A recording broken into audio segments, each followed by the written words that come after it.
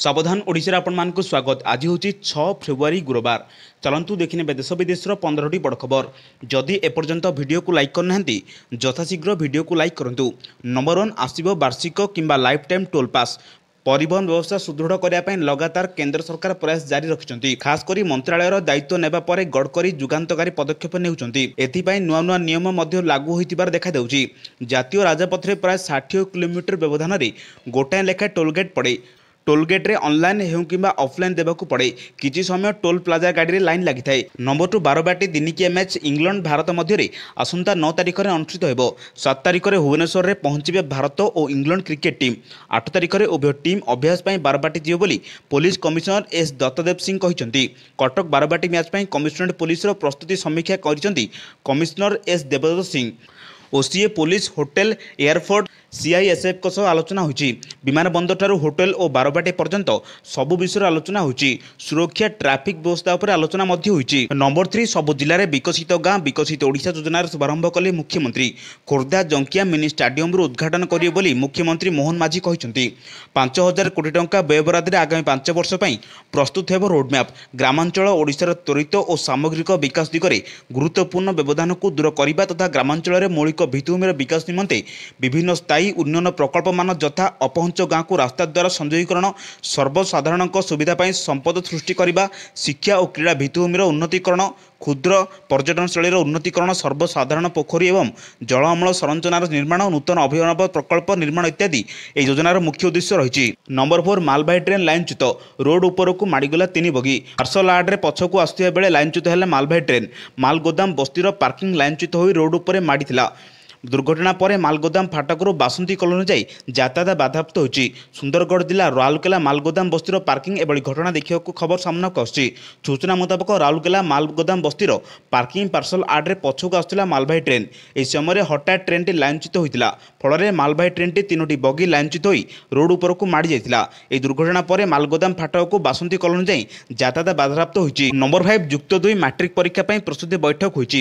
युक्त 2 और मैट्रिक परीक्षा को शांति श्रृंखलार करने को बसला प्रस्तुति बैठक। उच्च माध्यमिक शिक्षा परिषद द्वारा परिचालना युक्त 2 कला विज्ञान वाणिज्य धंदामूलक परीक्षा एवं माध्यमिक शिक्षा परिषद द्वारा परिचालित हाईस्कूल सर्टिफिकेट परीक्षा 2025 निमंते लोकसेवा भवन में एक प्रस्तुति बैठक बसला। मुख्य शासन सचिव मनोज आहूजा बैठक में अध्यक्षता करते। बैठक में विद्यालय और गणशिक्षा विभाग शासन सचिव शालिनी पंडित उपस्थित थे। नंबर 6 ततला पाग एबेठारू डराइला। फेब्रुआरी प्रचंड रौद्र तापर प्रकोप आरंभ कला। गत 27 तारिख में कोरापुट में ताती प्रथम थर 33.4 डिग्री छुईला। 21 वर्ष पर ए मास राजधानी में ताती 35 डिग्री पाखापाखि माड़गला। पाणीपागर एभली अस्वाभाविक स्थिति को नहीं विशेषज्ञ मैंने चिंता प्रकाश कले। मंगलवार झारसुगुड़ार तापमात्रा 36.4 डिग्री रेकर्ड होची। सुंदरगढ़ और पारलाखेमुंडे 35.6 डिग्री, संबलपुर में 35.4 degree, Balangir 35, Malkangiri 35.2 degree, Bargarh 34.5 degree record होची। राजधानी में तापमात्रा 33.6 डिग्री रही। दिनकू दिन ताती बढ़ी चली। नंबर 7 एससीबी मेडिकल रे 500 शଯ୍या विशिष्ट ट्रमा सेंटर निर्माण करा जिवो। एही अत्याधुनिक तथा उत्कृष्ट दुर्घटना जनित चिकित्सा केन्द्र निर्माण प्रस्ताव को मुख्यमंत्री मोहन चरण माझी अनुमोदन देइचंती। केंद्र सरकार प्रधानमंत्री स्वास्थ्य सुरक्षा योजना यह निर्माण करा जिवो। एथिरे केंद्र सरकार 60% एवं राज्य सरकार 40% अनुदान रे एही बृहत प्रकल्प निर्माण करा जिवो बोली सूचना मिलची।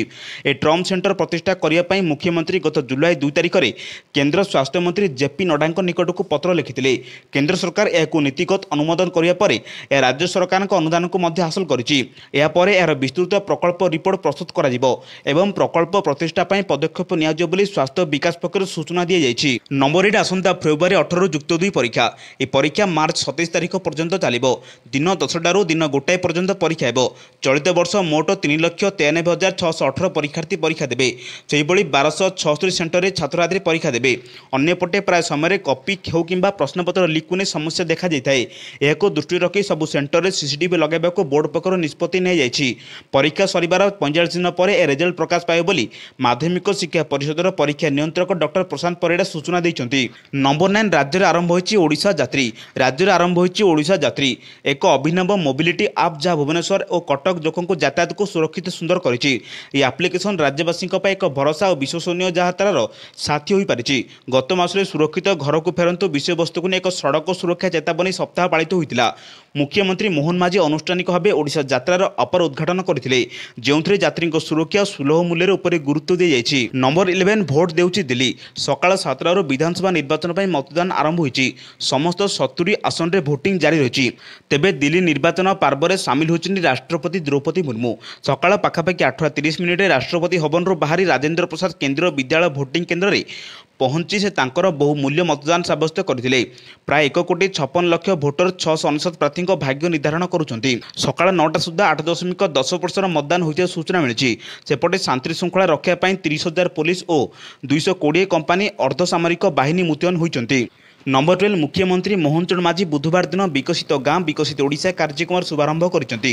खोर्धा जंकिया मिनी स्टाडियम रे कार्यक्रम शुभारंभ होइछि। ए कार्यक्रम में पंचायत राज और ग्राम्य उन्नयन मंत्री रवि नारायण नायक, स्थानीय विधायक प्रशांत जयदेव, एकाम्र विधायक बाबू सिंह और जिलापाल चांचल्य राणा प्रमुख उपस्थित थिले। ए योजना अधीन में ग्रामांचल विकास ପାଇଁ प्रत्येक वर्ष 1,000 कोटी टंकार व्यय आकलन सह आगामी 5 वर्ष में मोट 5,000 कोटी व्ययबराद होइछि। या द्वारा मौलिक भित्तिभूमि विकास सह ग्रामांचल जोगाजोग व्यवस्था को सुदृढ़ करने को लक्ष्य रखिछन राज्य सरकार। नंबर 13 बीपीयूटी 11तम समावर्धन समारोह उद्घाटित होइछि। आज विजु पट्टनायक वैषयिक विश्वविद्यालय 11तम समावर्धन उत्सव उद्घाटित होइछि। उक्त समावर्तन समारोह सभा ओडिशा राज्यपाल और विश्वविद्यालय को कुलाधिपति डॉक्टर हरियाबो कंभमपति अध्यक्षतार करने सह यह शुभारंभ करिसेंती। भारत सरकार प्रतिरक्षा मंत्रालय अंतर्गत डीआरडीओ निदेशक डॉक्टर विनय कुमार दास मुख्य अतिथि भाव योगदान करिसेंती। एही अवसर यूजी पीजी एवं पीएचडी पाठ्यक्रम समाप्त करते छात्रार्थी मानक प्रमाणपत्र बंटन करा जायछि। यूजी एवं पीजी कार्यक्रम ପାଇଁ 2023-24 पर्यंत मोट 29,283 प्रमाणपत्र बंटा जाइछि। नंबर 14 एबे अमानिया हेबे साबाड़। आ उच्च शब्द रे हॉर्न बजाई पारिबेनी किंबा गाड़ी काचरे कला जरी मध्य लगाई पारिबे नाही, नचेत नियाजिबो कड़ा एक्शन। एने कमिशनरेट पुलिस पक्षरु सूचना दी जाइछि। सूचना अनुसार कटक और भुवनेश्वर रे व्यापक चढ़ाऊ हेबो।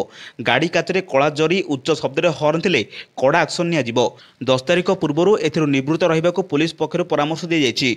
फेब्रुआरी 10 रु हेबो बड़ धरणर धरपकड़। नंबर 15 श्रद्धालुओं ପାଇଁ सुवर्ण सुजोग।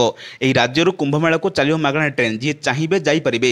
ବିନା ଟିକେଟ୍ରେ ପ୍ରୟାଗରାଜ ପବିତ୍ର ଭୂମିରେ ପହଞ୍ଚି ପାରିବେ। ଏନି ରାଜ୍ୟ ସରକାର ଫ୍ରି ଟ୍ରେନ୍ର ବ୍ୟବସ୍ଥା କରିଛନ୍ତି। ଶ୍ରଦ୍ଧାଳୁଙ୍କ ମନ ଜାଣି ସରକାର ବର ଦେଇଛନ୍ତି। ଆଉ ମହାକୁମ୍ଭ ଭଳି ପବିତ୍ର ତ୍ରିବେଣୀ ସଙ୍ଗମରେ ବୁଡ଼ ପକାଇବା ସୁଯୋଗ ଦେଇଛନ୍ତି। ଏହିଭଳି ଗୁରୁତ୍ୱପୂର୍ଣ୍ଣ ଖବର ପାଇବା ପାଇଁ ଆମ ଚ୍ୟାନେଲ ସହ ଯୋଡ଼ି ରୁହନ୍ତୁ। ଯଦି ଚ୍ୟାନେଲରେ ନୂଆ ଥିବେ ତେବେ ଚ୍ୟାନେଲକୁ ସବସ୍କ୍ରାଇବ୍ କରି ପାଖରେ ଥିବା ବେଲ୍ ଆଇକନ୍ ଦବାଇ ଓ ନୋଟିଫିକେସନକୁ ଅନ୍ କରନ୍ତୁ, ଯାହାଦ୍ୱାରା ଏଭଳି ଗୁରୁତ୍ୱପୂର୍ଣ୍ଣ ଖବର ଆପଣମାନଙ୍କ ପାଖରେ ସର୍ବପ୍ରଥମେ ପହଞ୍ଚିପାରିବ। ବ୍ୟୁରୋ ରିପୋର୍ଟ, ସାବଧାନ ଓଡ଼ିଶା।